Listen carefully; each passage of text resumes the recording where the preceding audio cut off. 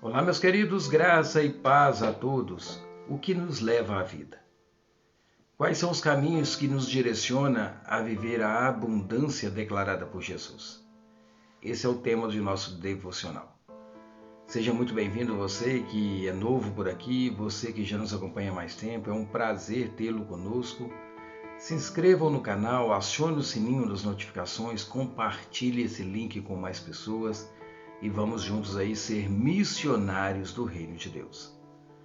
O nosso texto para o devocional de hoje está lá em Mateus, no capítulo 7, versículo 13, onde Jesus declara o seguinte: entrem pela porta estreita, pois larga é a porta e amplo o caminho que leva à perdição, e são muitos os que entram por ela.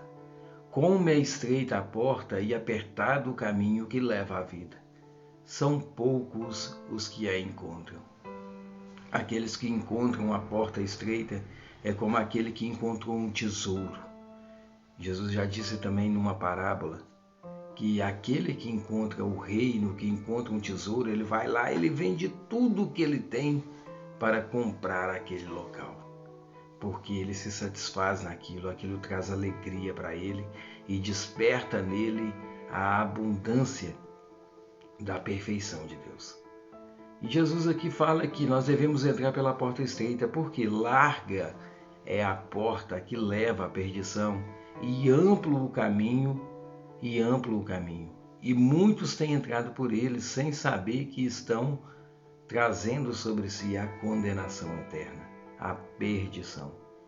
Porque os prazeres do mundo, os prazeres que nos levam à perdição, eles estão aí escancarados no mundo e são realmente prazerosos. E as pessoas acham que vivendo uma vida dessa, eles estão isentos aí da perdição, porque contam com um Deus misericordioso. Realmente o nosso Deus ele é misericordioso, mas também é um Deus de justiça. E a sua justiça ela será decretada no último dia. É o que Paulo disse: tudo me é lícito, mas nem tudo edifica. Eu tudo posso, mas nem tudo me convém.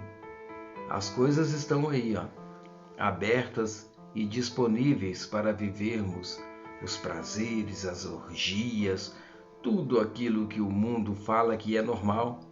E realmente é normal, porque nós que somos espirituais, nós vivemos as coisas espirituais. Nós já não podemos mais viver as coisas mundanas, porque nós sabemos que o prazer dessa vida, ele tem um alto preço. E os prazeres eternos e os prazeres do céu, ele tem a eternidade. É uma escolha que Jesus coloca para nós, mas ele nos aconselha: entre pela porta estreita. Como é estreita a porta e apertado o caminho que leva à vida, e são poucos os que a encontram. O coração de Deus deve se contorcer de dor, de tristeza, ao ver as pessoas entrando pelas portas largas. Por quê? Porque prova de amor maior do que a que ele declarou, demonstrou, não existirá mais. Entregar o seu Filho para toda a humanidade, para todos aqueles que nele crer, ter a vida eterna. E muitos, mesmo depois de saberem do sacrifício de Jesus, saberem da humilhação dele ali naquela cruz, de pagar um alto preço por nós, ainda continuar na podridão dos seus pecados. Isso é como uma facada no coração de Deus. Mas o que nós plantarmos aqui, nós colheremos. E o que você tem plantado? O que você tem vivido? O que você tem buscado? Entre pela porta estreita, pois larga é a porta e amplo o caminho que leva à perdição. E olha o que ele ainda declara: e são muitos os que entram por ela.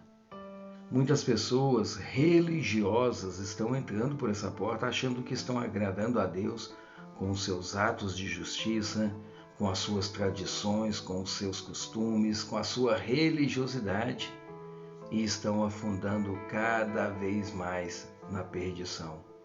estão indo por essa porta e muitos ainda guiam outros para irem, desconhecendo a verdade de Deus, desconhecendo a palavra de Deus. Você quer ter uma vida farta?